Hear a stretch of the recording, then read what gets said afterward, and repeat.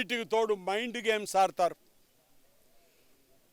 నిన్న ఎక్కడా మేము వదలం, బెదిరింపులు, లేదంటే మనుషులను పంపించి ఎందుకు వచ్చింది, మీకు ఎందుకు వచ్చింది, మీరు గమ్మునుండండి లేకపోతే అన్యాయం అయిపోతారు మీరని వేరే వాళ్ళ చేత చెప్పించడం.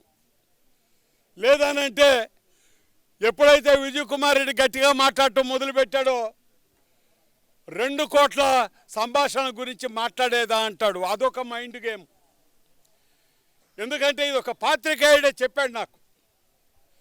ఒకసారి ఒక పాత్రికేయుడిని ఇతను కొంతమంది రౌడీలు ఆయన ఇంట్లోకి పోయి కొట్టేశారు. 1 వారం తర్వాత అతని ఆఫీసు పోయి నేల మీద కూర్చొని మైకంలో నేను ఏం చేశానో నాకు తెలియదు క్షమించమని నేల మీద బోళ్ళ పండుకొని ఆ పాత్రికేయుడు కాళ్ళు పట్టుకొని 5 నిమిషాలు ఉన్నాడు. కాళ్ళు పట్టుకున్నదేమో బయటికి రాలేదు, ఆయన ఇంటి మీద పడి కొట్టిందేమో వైరల్ అయి కూర్చుంది. అందుకనే ఆ పాత్రికేయుడు సలహా కూడా నాకు ఒక తమాషగా ఇచ్చాడు.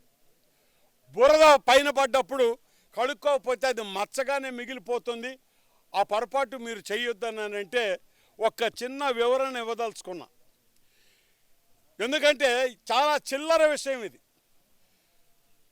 8 సంవత్సరాల క్రితం శ్రీధర్ రెడ్డి మామూలుగా ఉన్నప్పుడు, ఏది ఈ ఇంటర్నేషనల్ బిజినెస్ మ్యాగ్నెట్ కానక ముందు, మామూలు మాతో పాటు ఒక శ్రీధర్ రెడ్డి మా ఇంట్లోనే రెగ్యులర్గా వచ్చి కూర్చునేది.